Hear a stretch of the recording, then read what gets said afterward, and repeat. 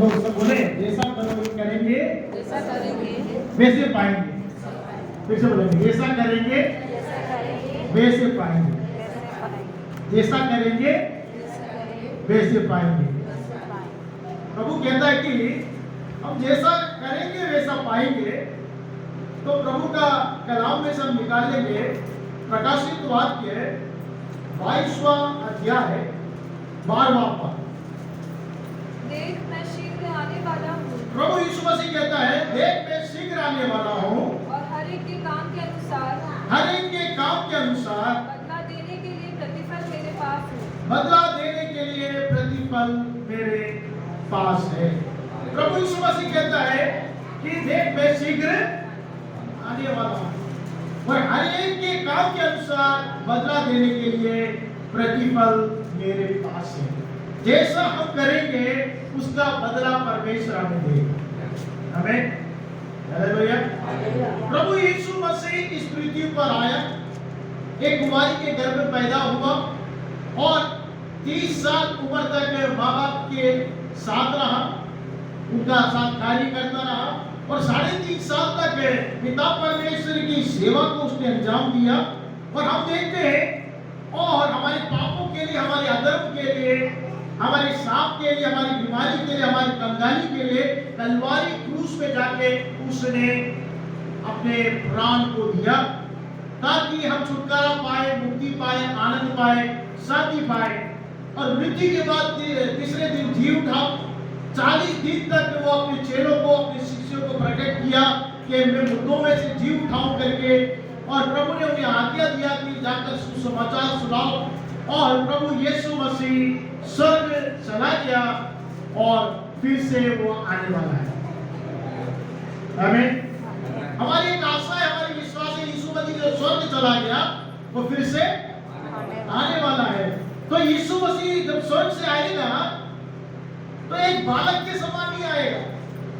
जब वो शुरू में आया एक कुमारी के गर्भ में एक बालक के समान पैदा होकर आया, लेकिन अब प्रभु यीशु मसीह जो आएगा राजाओं का राजा के रूप में आएगा, प्रभु के रूप में आएगा, न्याय करने वाले के रूप में आएगा। वो कहता है जैसे हम करेंगे वैसा हमें प्रतिफल मिलेगा। उसने लिखा है कि हर एक के काम के अनुसार बदला देने के लिए प्रतिफल मेरे पास है।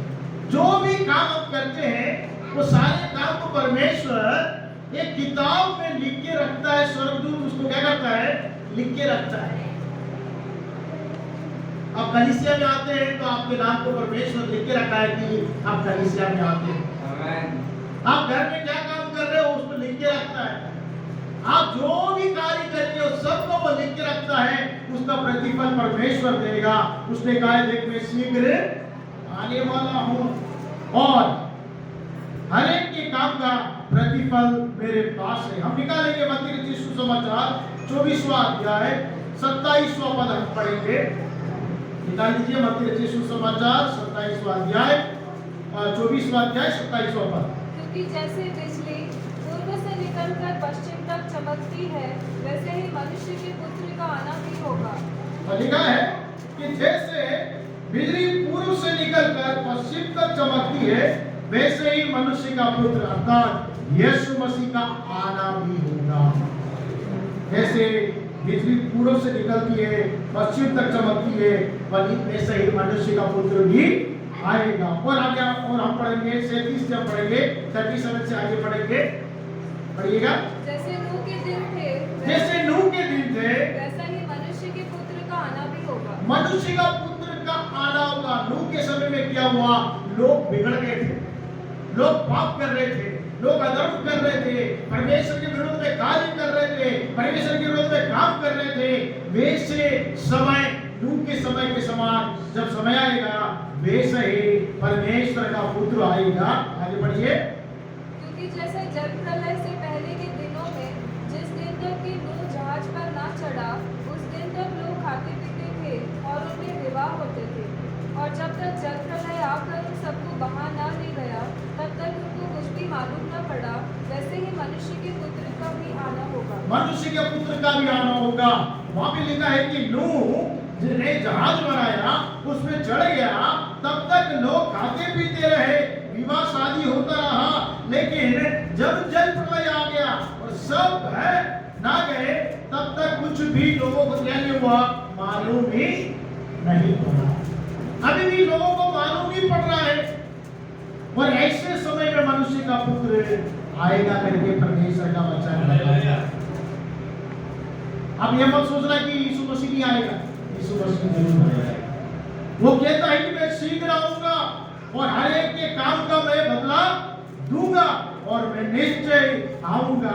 और मत्ती रचित सुसमाचार में यीशु मसीह फिर कहते हैं, मत्ती रचित सुसमाचार 25वें अध्याय के 31 पद को भी हम पढ़ लेंगे। 25 से 31 पद में, जब मनुष्य का पुत्र अपनी महिमा में आएगा, जब मनुष्य का पुत्र अपनी महिमा में आएगा और सब स्वर्गदूत उसके साथ आएंगे, सब स्वर्गदूत उसके साथ आएंगे, तो वह अपनी महिमा के सिंहासन पर विराजमान वह होगा। अपनी महिमा के सिंहासन पर विराजमान होगा। क्या होगा? वो अपनी महिमा के सिंहासन में विराजमान होकर जो कार्य हमने किया है उसका फल देगा। अच्छा कार्य किया, अच्छा फल मिलेगा। बुरा कार्य किया, बुरा फल मिलेगा। अच्छा बोएंगे, अच्छा फल आएगा। बुरा बोएंगे, बुरा फल आएगा। बुरा बोलेंगे, बुरा फल मिलेगा। अच्छा बोलेंगे, अच्छा फल। समझ रहे मेरी बात को आप? अगर आप बुरा बोल रहे हैं, अभी बदल जाए, क्या बोलना शुरू कर दे, से अच्छा बोलना शुरू कर दे हमें, क्योंकि हमें अच्छा फल चाहिए, बुरा फल नहीं चाहिए। अगर हम बुरा बोल रहे हैं, बुरा बोलना छोड़ दें और क्या बोलना शुरू कर दे, अच्छा बोलना शुरू कर दे, जिससे हमें क्या मिलेगा? अच्छा फल मिलेगा। प्रभु से तौबा करे, माफी मांगे और बोले, प्रभु अभी तक मैं बुरा बोल रहा था, बुरा बोल रही थी, बुरा कर रहा था, बुरा कर रही थी, लेकिन अब से मैं अच्छा बोलना चाहती हूँ, अच्छा बोलना चाहता हूँ, अच्छा बोलना चाहता हूँ, अच्छा कार्य करना चाहता हूँ, क्योंकि मैं अच्छा फल पाना चाहता हूँ। हालेलुया। क्योंकि यीशु मसीह, हम इस 40 दिन में उपवासकालीन प्रार्थना में हम यीशु मसीह के क्रूस पे चढ़े हुए के बारे में हम लोग पढ़ रहे हैं, ध्यान कर रहे हैं कि यीशु मसीह को कितना पीड़ित किया गया, यीशु मसीह को कितना मारा गया, यीशु मसीह को कितना उसको अपमान किया, निंदा किया गया, क्रूस पे चढ़ा दिया करके हम लोग पढ़ते हैं, मनन करते हैं। लेकिन मेरे प्रियो, लेकिन हम ये स्मरण करें कि यीशु मसीह भूतकाल में क्रूस पे चढ़ाया गया, लेकिन अभी वो क्रूस पे नहीं है, अभी वो राजाओं का राजा, प्रभुओं की प्रभु के रूप में आने वाला है। हम जो कार्य कर रहे हैं उसका प्रतिफल देने के लिए आने वाला है। इसलिए मैंने शुरू में कहा, जैसा करेंगे वैसा पाएंगे, जैसा बोएंगे वैसा फल पाएंगे, जैसे काम करेंगे उसका प्रतिफल हमें मिलेगा। तो हम अच्छा कार्य करें, अच्छा बोले, अच्छा प्रतिफल पाने की आशा रखें और प्रभु अच्छा फल हमें देना चाहता है। हम निकाल लेंगे भजन संगीता 62 का 12, हम निकाल लेंगे भजन संगीता 62 का 12, किसी को मिलता तो पढ़ लीजिएगा। 62 का 12। और हे प्रभु, करुणा भी तेरी है, करुणा भी तेरी है, क्योंकि तू एक एक जन को उसके काम के अनुसार फल देता है। हे प्रभु, करुणा भी तेरी है, क्योंकि तू एक एक जन को उसके काम के अनुसार। मैं कैसे काम करूंगा उसका फल परमेश्वर मुझे देगा। आप जैसा काम करोगे आपको परमेश्वर फल देगा। वो फल देने वाला परमेश्वर इस पृथ्वी पर भी फल देगा, और जब वो अपनी महिमा के सिंहासन में बैठेगा तब वो फल देगा। अच्छा फल हम चाहते हैं कि पेड़ हम इसलिए लगाते हैं, अच्छे पेड़ को क्यों लगाते हैं? कि अच्छा फल आए। अच्छा पेड़ क्यों लगा रहे बताइए? कोई बुरा पेड़ लगाएगा? हम नहीं लगाते बुरा पेड़, कांटा लगाएंगे? कांटा लगाएंगे? नहीं लगाएंगे। हम सोचेंगे अच्छे से अच्छा पेड़ को बोएंगे कि अच्छा फल आए। तो मेरे प्रिय, यहाँ पे लिखा है कि एक एक जन को उसके काम के अनुसार क्या करेगा? फल देगा। यीशु मसीह क्या करेगा? फल देगा। लिखा है हर एक जन को उसके काम के अनुसार फल देगा।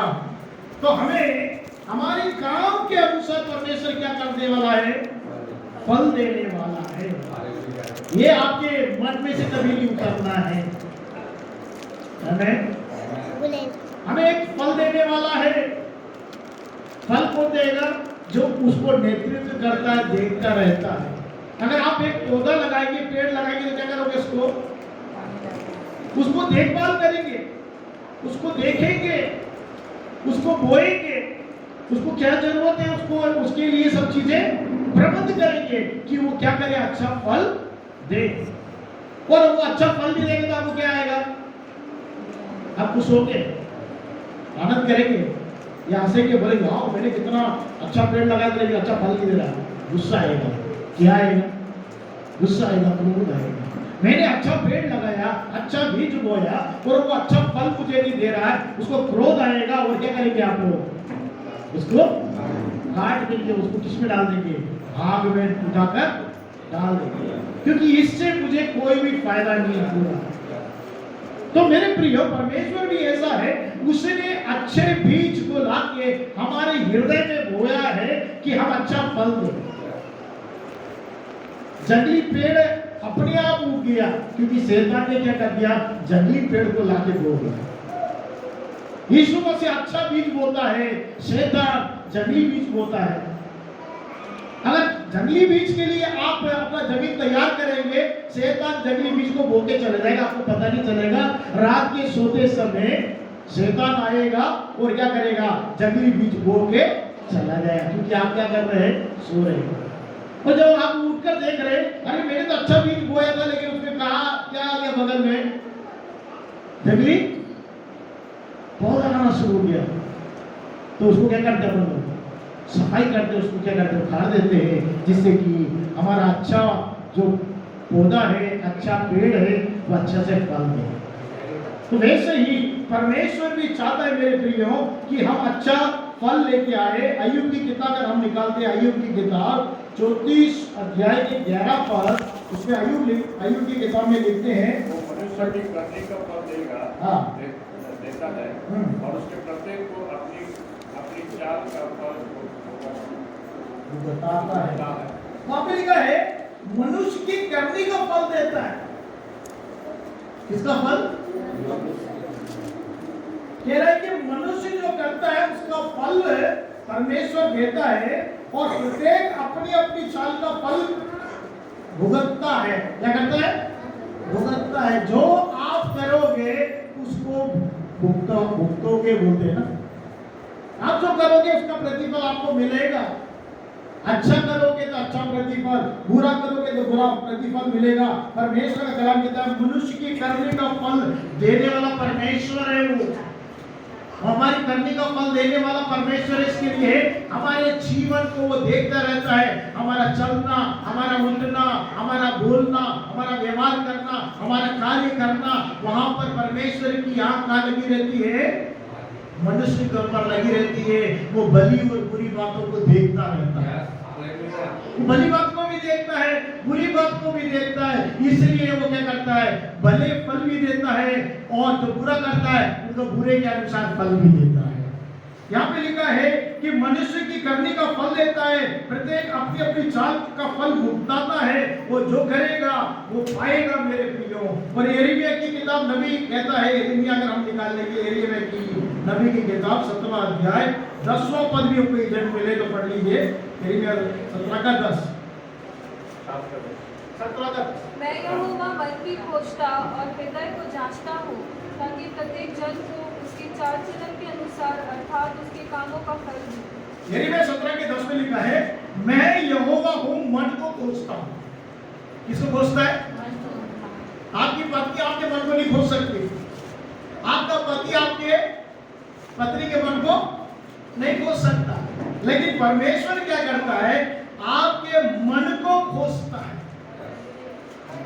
हमें माँ बाप बच्चों के मन को नहीं खोज सकते, और बच्चे माँ बाप के मन को नहीं खोज सकते। जब मुंह खोलकर हम बोलते हैं, बच्चे बोलते हैं माँ बाप से, तो माँ बाप को समझ में आता है, और माँ बाप बच्चों से मन खोलकर बोलते हैं तो बच्चों को समझ में आता है। यहाँ पे लिखा है कि यहोवा मन को खोजता है और हृदय को क्या करता है, जांचता है। हालेलुया। मन को क्या करता है, खोजता है और हृदय को जांचता है, ताकि प्रत्येक दिन जन को अपनी चाल चलन के अनुसार अर्थात उसके कामों का फल दो। फल ऐसे नहीं देता परमेश्वर। एक बच्चा जब एग्जाम लिखता है तो एग्जाम लिखने के बाद एग्जामिनर क्या करता है, परीक्षा जो चेक करने वाला क्या करता है, उसको क्या करता है, पढ़ के देखता है, जांच कर देखता है, उसके बाद उसको क्या करता है, उसको फल देता है। वैसे ही यहाँ पर परमेश्वर आपको फल देने से पहले आपके मन को खोजता है, आपके मन में क्या है, आपके हृदय को जांचता है कि आपके हृदय में क्या है। हमें आपके हृदय की बात आप जब तक नहीं बताओगे किसी को पता नहीं। आपके मन की बात आप किसी को नहीं बताएंगे तो किसी को पता नहीं चलेगा। लेकिन हमारा परमेश्वर आप नहीं बताएंगे तो भी हमारे मन को क्या करता है, खोजता है, इसके मन में क्या है। हमें अभी मैं प्रचार कर रहा हूं, मेरे मन को कौन खोज रहा है, परमेश्वर खोज रहा है। आपको नहीं मालूम, मैं बोल रहा हूं तो आपको समझ में आ रहा है कि इनके मन में ये है। और मेरे हृदय को वो जांचता है, जैसे मेरे हृदय और मन को खोजता है, वैसे आपके मन को, आपके हृदय को परमेश्वर खोजता है। और प्रभु का कलाम कहता है वो खोजता मात्र नहीं, जांचता मात्र नहीं, हमारे चाल चलन को भी ध्यान से देखता है और उसके अनुसार क्या करता है, फल देता है। आमीन, हालेलुया। आजकल क्या लगा दिया, कैमरा लगा दिया सब जगह। वो सब चीजें क्या करता है, मॉनिटरिंग करता है ना। आप लोग देख रहे हैं कहीं भी जाके क्या लगा हुआ है, कैमरा लगा हुआ है। आप कैसे चल रहे हैं उसको जांच रहा है। ट्रैफिक में अगर आप सिग्नल तोड़कर पार जा रहे हैं तो कैमरा ने क्या कर दिया, फोटो खींच दिया कि नहीं, खींच के चुपचाप रहता है, तुरंत क्या कर देगा आपके घर पे या आपके मोबाइल पे भेज देगा क्या, पेनल्टी कि इतना पैसा तुम भर दो, नहीं तो कोर्ट में तुम्हारी गाड़ी जब्त हो जाएगी। एक बार ऐसे ही हुआ मेरे साथ, 1 सेकंड आगे निकल गया मैं, तुरंत क्या आ गया, बहुत गर्मी थी, मैंने बोला इसमें धूप में ऊपर खड़ा रहेगा, चलो एक ही तो सेकंड है, आगे निकला और क्या आ गया, फोटो उसने खींचा, मेरे गाड़ी का फोटो खींचा और क्या कर दिया, तुरंत मेरे मोबाइल में भेज दिया कि इतना पेनल्टी आप। वैसे ही वो जैसे कैमरा हमें जांचता है, हमारी चाल चलन को जांचता है, हमारी गाड़ी कैसी चल रही जांचता है, वैसे ही परमेश्वर भी, यहाँ का परमेश्वर का वचन कहता है कि वो हमारी चाल चलन को जांचता है, हमारे हृदय को जांचता है, हमारे मन को खोजता है, उसके अनुसार परमेश्वर क्या करता है, प्रतिफल देता है। हालेलुया। कोई देख रहा है या नहीं देख रहा है, लेकिन परमेश्वर से देख।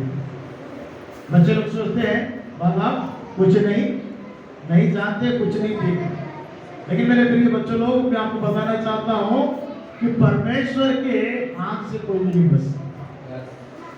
परमेश्वर बच्चों को देख रहा है, परमेश्वर बच्चों को मनों को जांच रहा है, उनके हृदय को जांच रहा है, उनके चाल चलन को जांच रहा है। हो सकता है मम्मी पापा से हम छुपा सकते हैं, टीचर से छुपा सकते हैं, माँ बाप से छुपा सकते हैं, पत्नी से छुपा सकते हैं, पति से छुपा सकते हैं, लेकिन परमेश्वर से हम कोई बात को नहीं छुपा सकते। हमारे सब बातों को परमेश्वर जांचता है, मन को खोजता है, हृदय को जांचता है, चाल चलन को जांचता है, उसके अनुसार परमेश्वर क्या करता है, फल देता है। आइए हम और आगे बढ़ेंगे। यीशु मसीह कहते हैं मत्ती रचित सुसमाचार 16वां अध्याय, हम निकाल लेते हैं मत्ती रचित सुसमाचार 16वां अध्याय और 27वां पद। मिलेगा तो पढ़िएगा, मत्ती 16 का 27। मनुष्य का पुत्र अपने स्वर्गदूतों के साथ अपने पिता की महिमा में आएगा और उस समय वह हर एक को उसके कामों के अनुसार प्रतिफल देगा। यीशु मसीह कहता है मनुष्य का पुत्र अर्थात यीशु मसीह अपने स्वर्गदूतों के साथ अपने पिता की महिमा में आएगा और उस समय वह हर एक को उसके कामों के अनुसार क्या करेगा, प्रतिफल। सबका क्या करेगा, परमेश्वर प्रतिफल देने के लिए आया है। इसलिए हम कैसे कार्य कर रहे हैं उसे जांचना जरूरी है मेरे लिए। अच्छा प्रतिफल चाहते हैं तो अच्छा प्रतिफल करना पड़ेगा। अगर हम अच्छा बोएंगे तो अच्छा हम काटेंगे। हम निकालेंगे दूसरा कुरिन्थियों, पुरुष कहता है दूसरा कुरिन्थियों 9वां अध्याय का हम निकाल लेते हैं और लिखा है 6वें पद में हम पढ़ेंगे। वहां पे लिखा है दूसरा कुरिन्थियों 9वां अध्याय के 6वें पद में लिखा है, परंतु बात यह है जो थोड़ा बोलता है थोड़ा काटेगा और जो बहुत बोलता है बहुत काटेगा। अगर आप अच्छा बोलोगे अच्छा काटोगे, आमीन। थोड़ा बोलोगे अच्छा थोड़ा अच्छा काटोगे, बहुत अच्छा बोलोगे बहुत अच्छा। इसका मतलब क्या है? आप अच्छा भलाई करोगे उसका भलाई का प्रतिफल आपको मिलेगा। बहुत भलाई करेंगे बहुत भलाई का प्रतिफल आपको परमेश्वर देगा। अगर आप बुरा करोगे तो बुराई का फल आपको काटना पड़ेगा। जो कुछ बोएंगे वही तो काट सकते हैं आप। चावल बो के गेहूं काट सकते हैं क्या आप? चावल बोएंगे तो क्या आएगा? चावल ही आएगा। कांटा बोएंगे तो क्या आपको गेहूं आएगा क्या? नहीं आएगा। कांटा बोएंगे तो क्या आएगा? कांटा ही आएगा। जो हम बोएंगे वही काट सकते हैं। और परमेश्वर चाहता है कि हम भले काम के लिए तत्पर रहे और भले काम करें, भले कार्य को बोए। क्या करें? भले काम करें भले कार्य को। प्रभु यीशु मसीह ने भले कार्य को किया, भले कार्य को बोया और भली बातों को उसने पाया। तो मेरे प्रियो, प्रभु यीशु मसीह ने क्या किया? कभी उसने बुराई नहीं किया, लेकिन उसने क्या किया? भलाई। हम पढ़ेंगे पहला पत्रस, अगर हम निकाल लेते हैं मेरे साथ पलटाइए। पत्रस लिखता है, पहला पत्रस दूसरा अध्याय, यहां से पढ़िएगा। पहला पत्रस दूसरा अध्याय है 21वें पद से हम पढ़ते हैं। देखिए क्या लिखा है। और तुम इसी के लिए बुलाए भी गए हो, तुम इसलिए बुलाए भी गए हो क्योंकि मसीह भी तुम्हारे लिए दुख उठाकर मसीह भी तुम्हारे लिए दुख उठाकर तुम्हें एक आदर्श दे गया है। तुम्हें एक आदर्श दे गया। यीशु मसीह दुख उठाया। हम जानते हैं कि यीशु मसीह क्या उठाया? दुख उठाया। क्यों उठाया? हमारे पापों के कारण, हमारे अपराधों के कारण वो दुख उठाया। ध्यान से सुनिए, हमारे पापों के कारण, हमारे दुखों के, हमारे पापों के कारण, हमारे अपराध के कारण, हमारी बुराई के कारण यीशु मसीह दुख उठाया। उसे क्रूस पर चढ़ा दिया गया है, इसलिए इसको क्रूस रखा गया है। ये चिन्ह क्यों रखा गया है? क्रूस पे चढ़ाया है। क्रूस का चिन्ह क्या दिखाता है? श्राप का चिन्ह है। लेकिन यीशु मसीह उस पर चढ़ाया गया, इस क्रूस पे चढ़ाया गया। उसे हम स्मरण रखने के लिए ये कलीसिया में क्रूस ला के रखा हुआ है कि हमारे पापों के लिए, हमारे गुनाहों के लिए, हमारी खताओं के लिए, हमारी बुराई के लिए, हमने जो गलत बोया, गलत कार्य किया, उसने यीशु मसीह क्या किया गया? दुख उठाकर हमें एक आदर्श देके गया है। और उसके पद चिन्हों पे चलो। आगे क्या लिखा है? पढ़िए। कि तुम भी उसके पद चिन्हों पर चलो। हाँ जी, आगे पढ़िए। ना तो उसने पाप किया, ना तो यीशु मसीह ने पाप किया, और ना उसके मुंह से छल की कोई बात निकली। ना यीशु मसीह के मुंह से कोई छल की बात हुई। वो आदर्श बना के गया है कि हमें भी पाप नहीं करना है, हमारे मुंह से भी कोई छल की बात नहीं निकलना है। आगे बढ़िए। वह गाली सुनकर गाली नहीं देता था। यीशु मसीह गाली सुनकर, जब उसको क्रूस पे चढ़ाया गया, उसने गाली सुना, लेकिन उसने क्या नहीं किया? गाली नहीं। उसने आदर्श दिया है, भले कार्य करने के आदर्श दिया है। इसलिए हमें भी क्या करना चाहिए? गाली सुनकर क्या नहीं करना है? गाली नहीं देना है। और उसके मुंह से छल भी निकला तो हमारे मुंह से भी छल की बात नहीं निकलना है। और आगे बढ़िए। और दुख उठाकर किसी को भी धमकी नहीं देता। यीशु मसीह दुख उठाकर किसी को क्या नहीं दिया? धमकी नहीं दिया। हमें भी नहीं क्या करना है? धमकी नहीं देना। हम लोग क्या करते हैं? कुछ नहीं बनता है तो हम लोग क्या करने लगते हैं? धमकी देना। कुछ बनता नहीं तो क्या करते हैं हम लोग? धमकी देना शुरू कर देते हैं। थोड़ा बाहर तो निकल के देख, मैं क्या करता हूं। तू इंतजार कर, मैं अपने लोगों को लेकर तेरी पिटाई करता हूँ। उसको धमकी देना शुरू कर देते, है ना, कुछ नहीं कर पाते तो गाली देना शुरू कर देते। लेकिन प्रभु यीशु मसीह का वचन कहता है वो गाली सुनकर गाली नहीं दिया और उसने दुख उठाकर धमकी नहीं दिया, लेकिन उसने क्या कर दिया, अपने आप को सच्चे न्याय परमेश्वर के हाथ में सौंप दिया। आमीन, हालेलुया। उसने सिखाया कि हम यीशु मसीह के समान अच्छे आदर्श पे चले, भले कार्य करें, भले कार्य को बोए। अगर भली बातों को हम बोएंगे तो भली बातों को हम काटेंगे, अगर बुरी बातों को बोएंगे तो बुरी बातों को काटेंगे। जैसा हम करेंगे वैसा हम पाएंगे, जैसे आप करोगे वैसा फल पाओगे, और ऐसा फल परमेश्वर देगा, इस पृथ्वी पर भी देगा और स्वर्ग में जब प्रभु यीशु मसीह आएगा तब भी आपको देगा। इसलिए उसने कहा कि अपने आप को क्या कर दो, आप गाली के बदले गाली मत दो, दुख उठाकर धमकी मत दो, मुंह से छल की बात ना करो, लेकिन आप क्या करो, अपने आप को न्याय करने वाला परमेश्वर के हाथ में सौंप दो।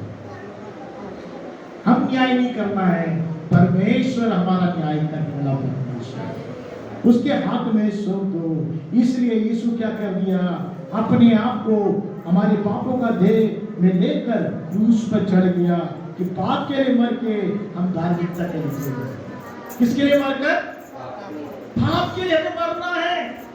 यीशु मसीह हमारे पापों के लिए क्रूस पे चढ़ गया और हमें भी अपने पापों के लिए यीशु मसीह के लहू से विश्वास करके, उसका लहू हमारे पापों को धोता है, उसका लहू हमारे पापों को शुद्ध करता है।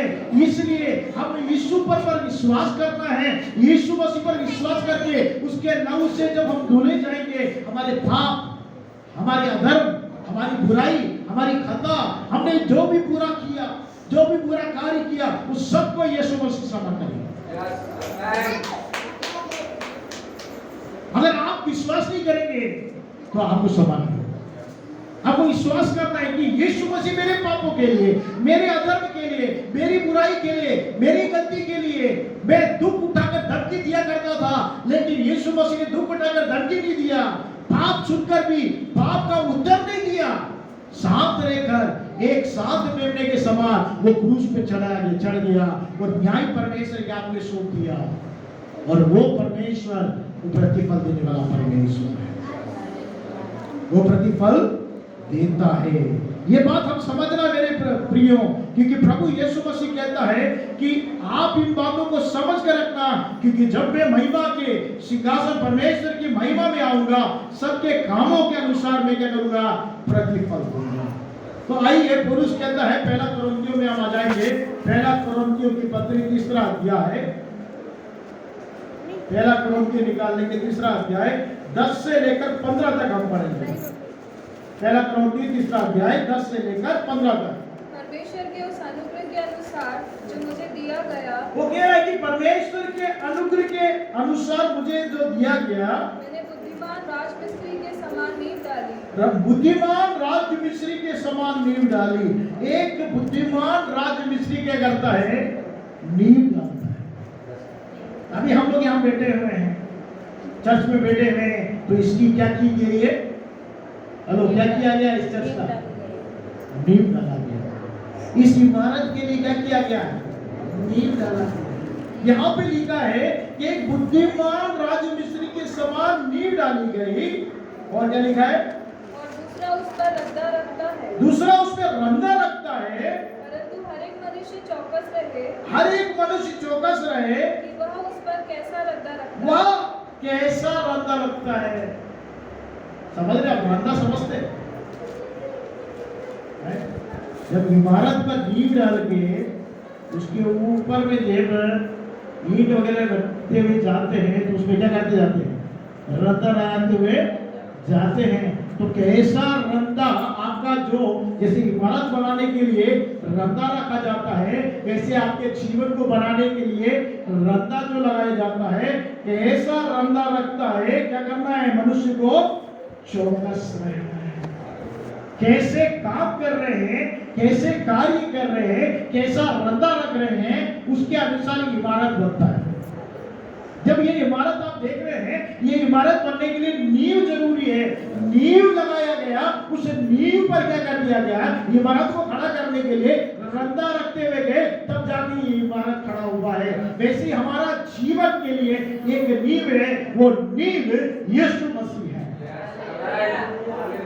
वो नींव का पत्थर यीशु मसीह है। उसके ऊपर आप इमारत बनाते हुए जा रहे हैं, उसमें कैसा कार्य करते हुए जा रहे हो, कैसे बनाते हुए जा रहे हैं अपने जीवन को, वो बिल्कुल चौकस के साथ करने की जरूरत है।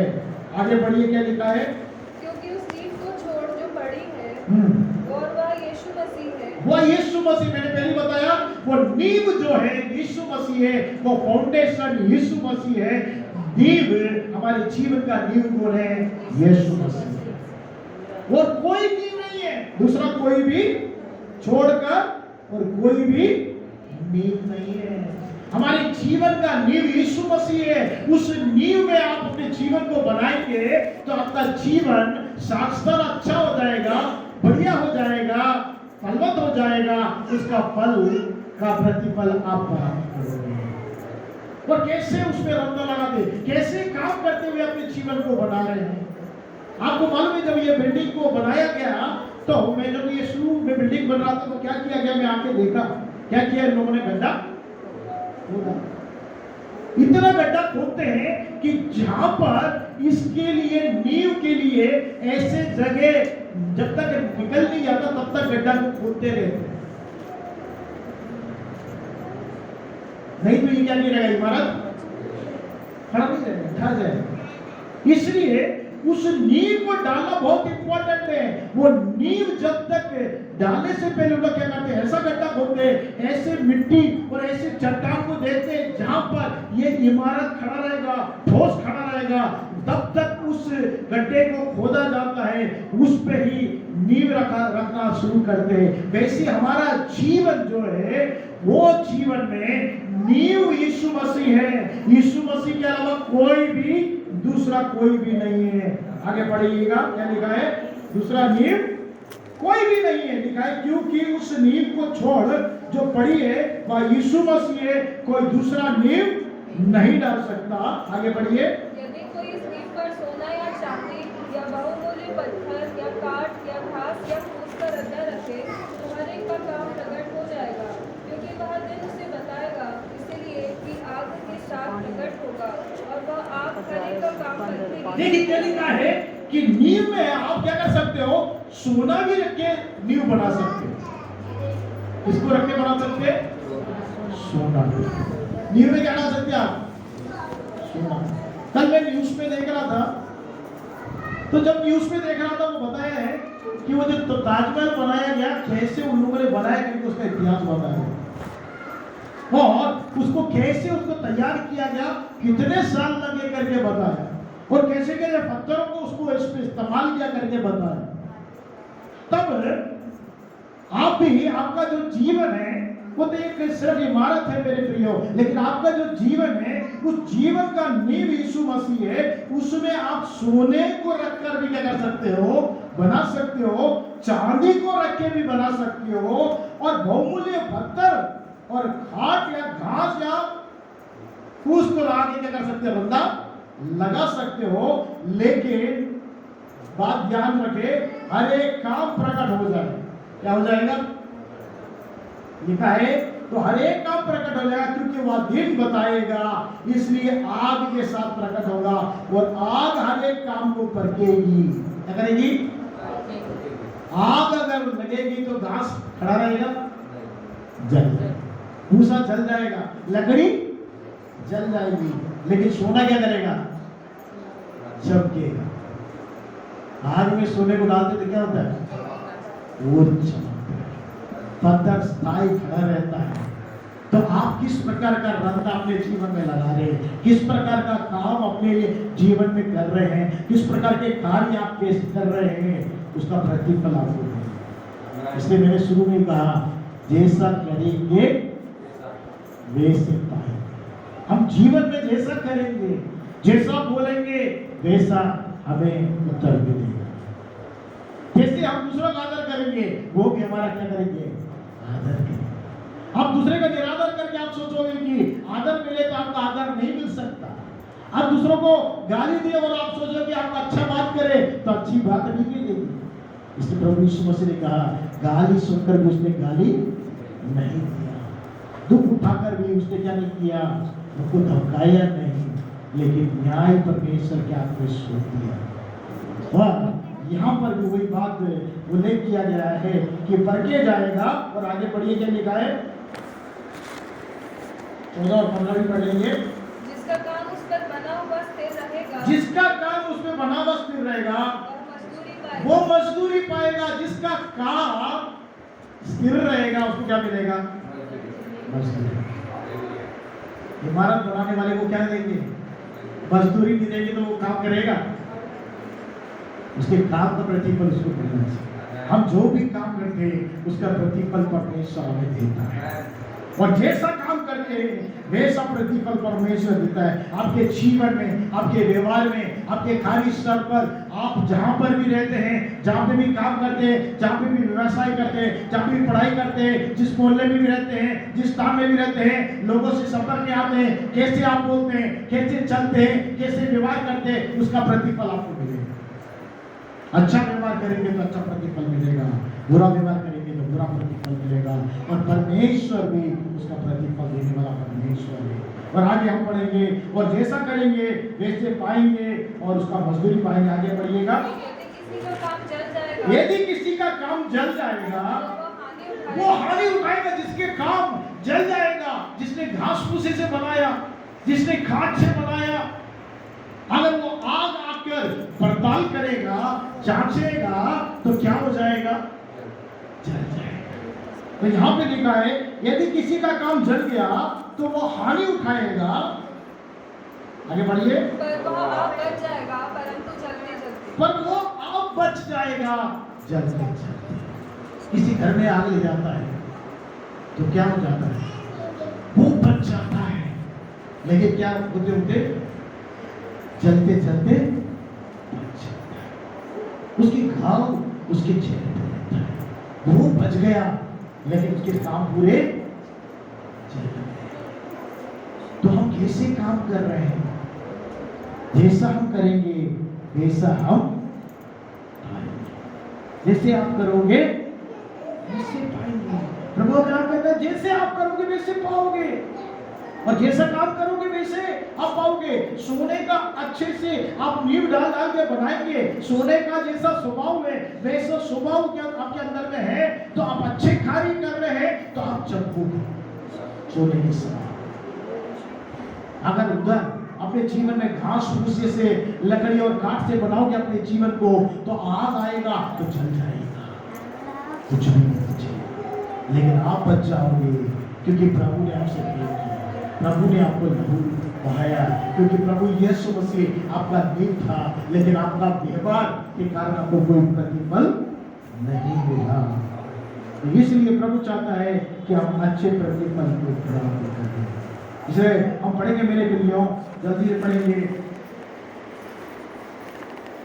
प्रकाशित वाक्य निकालने के पहले दूसरा अध्याय 7वां पद पढ़ेंगे।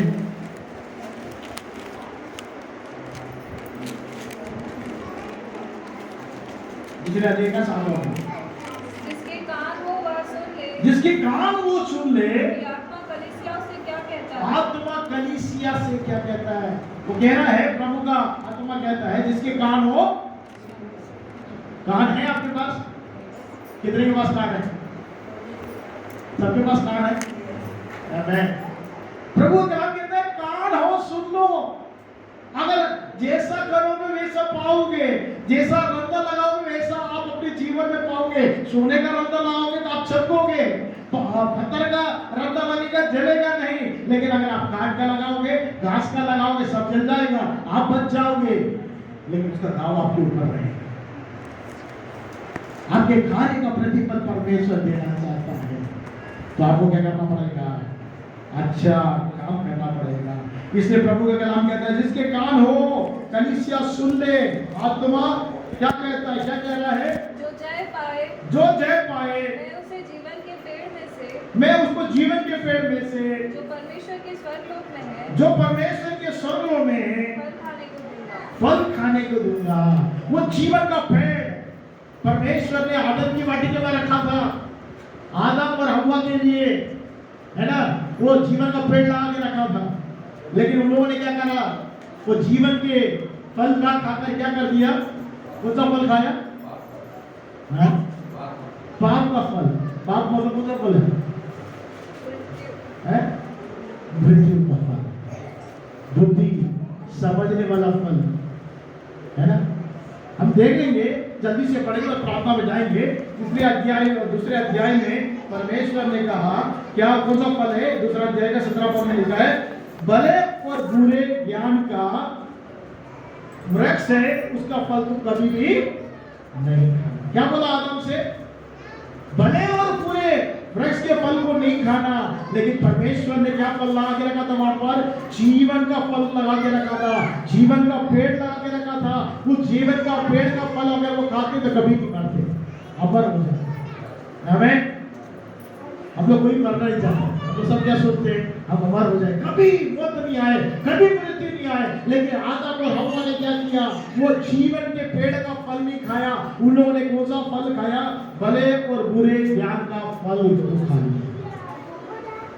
और परमेश्वर कहता है अगर आप अपने जीवन में जो यीशु मसीह का नींव है, उस नींव में अच्छा रंदा लगाते हुए जाओगे, अच्छा फल लगाते हुए जाओगे, रंदा मतलब अच्छे कार्य करते जाओगे, अच्छा कार्य आप करोगे, भले कार्य करोगे, अच्छे रंगे लगाओगे, अपने जीवन को अच्छा बनाओगे, सोने के समान, वो पत्थरों के समान अच्छा बनाओगे, आप ठोस खड़े रहोगे, आपको क्या मिलेगा, आप जय प्राप्त करोगे। और वो जीवन के पेड़ में से परमेश्वर क्या करेगा, खाने के लिए देगा, कभी मौत नहीं आएगी। हालेलुया। आपके कार्य प्रकट हो जाएंगे, आपका जो कार्य आप कर रहे हैं उस कार्य का प्रतिफल आपको परमेश्वर देगा। कहता है कि जिसके कान वो सुन ले कि अगर आप जय पाओगे, अगर अपने जीवन में आप जय प्राप्त कर लोगे, बुरा सुन के बुरा नहीं करोगे, लोग आपका अपमान करेंगे, निंदा करेंगे, लेकिन उस अपमान का, निंदा का आप उल्टा जवाब ना दोगे, आप सहन करके अपने जीवन को शांति से, आनंद से और परमेश्वर के वचन से आप बनाते जाओगे, अच्छा रंदा लगाते जाओगे, तो निश्चय परमेश्वर आपको अच्छा फल देगा। जो जीवन का फल है, जो अनंत जीवन का फल है, वो अनंत आग में नहीं ढलेगा, अनंत जीवन में लेकर जाना चाहता है। इसलिए यीशु मसीह इस पृथ्वी पर, इसलिए वो इस तरह दुख उठाया, इसलिए उसने इतना अपमान और निंदा को सहन किया, और हमें एक आदर्श देके गया ताकि हम उसके आदर्श पर चले। वो जैसे भलाई करते हुए फिरा, हम भलाई करते हुए फिरे। अब वचन सुनकर, मतलब बुरे वचन सुनकर भी उसने बुरा नहीं किया, भलाई करते हुए फिरा, और भलाई का प्रतिफल यीशु मसीह को मिला। यीशु मसीह को परमेश्वर ने पिता के दाहिने ओर रखा। आज आपको भी परमेश्वर भलाई करने के लिए चुना है, और बुराई नहीं, भलाई करेगा। आइए हम अपने आप की बात करें और प्रभु की सबूत में अपने आप को समर्पण करें, क्योंकि प्रभु कहता है देखो मैं शीघ्र आने वाला हूँ, हर एक के काम के अनुसार बदला देने के लिए प्रतिफल मेरे पास है। प्रभु यीशु मसीह शीघ्र आने वाला है, और अपना जैसा हम करेंगे वैसा फल देने के लिए आना है। हम जैसा बोएंगे वैसा काटेंगे, जैसा व्यवहार करेंगे वैसा प्रतिफल पाएंगे, जैसा रत्ना लगाएंगे वैसे ही हम आशीषित होंगे। प्रभु का वचन कहता करेंगे जैसा तुम करोगे वैसा तुम पाओगे। आज हम अपने जीवन को जांच कर देंगे, हम कैसा कर रहे हैं, कैसे जी रहे हैं, समुदाय में कैसे चल फिर रहे हैं, लोगों से कैसे बातचीत कर रहे हैं, लोगों से कैसा व्यवहार कर रहे हैं, हमारे जीवन के द्वारा दूसरे लोग आशीषित हो रहे हैं कि नहीं हो रहे हैं, दूसरे लोग भलाई प्राप्त कर रहे हैं कि नहीं कर रहे हैं। प्रभु ने हमें भलाई करने के लिए बुलाया है, अच्छा रंगा लगाने के लिए, हमारे जीवन में अच्छा रंगा लगाने के लिए यीशु मसीह हमारे नींव के रूप में बना है। हमारे जीवन का नींव यीशु मसीह है। हमने यीशु मसीह पर विश्वास किया और यीशु मसीह नींव बन गया, उस नींव में हम अपने जीवन के घर को बनाते जा रहे हैं। वो जीवन का घर जो सदैव परमेश्वर के सामने स्थिर रहे, अटल रहे, तो उस जीवन के घर को, इमारत को हम किस रद्दे से बना रहे हैं? सोने के रद्दे से बना रहे हैं, या बहुमूल्य मोती या पत्थरों से बना रहे हैं, या घास भूसे से बना रहे हैं? मेरे प्रिय, आपके हाथ में परमेश्वर सर्वत्र किया है, आप कैसा रद्दा लगा रहे हैं? थोड़ा जांच कर देखिए, आपकी बोली कैसी है? आप गाली सुनकर गाली दे रहे हैं, आपका अपमान निंदा करा जा रहा है तो आप अपमान निंदा कर रहे हैं या सहन कर रहे हैं?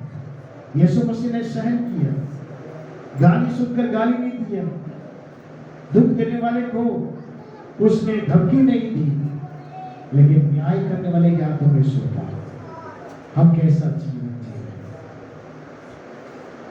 प्रभु, हम यीशु मसीह हमारे आदर्श का परिचय दिला देते हैं, हम उस आदर्श के अनुसार जीवन जिएंगे, निश्चय अच्छा प्रतिफल। आइए हम प्रार्थना करें। प्रेमकारी परमेश्वर प्रभु यीशु मसीह के नाम से अपने जीवन को आपके हाथों में सौंप दें। हमारे जीवन के बारे में आप चाहते हैं कि अच्छा प्रतिफल पाए, जैसा बोगे वैसे काटोगे, जैसे करोगे वैसे पाओगे। जैसे तो दूसरों के लिए जाता है, वैसे के लिए तुम्हारे लिए किया जाएगा।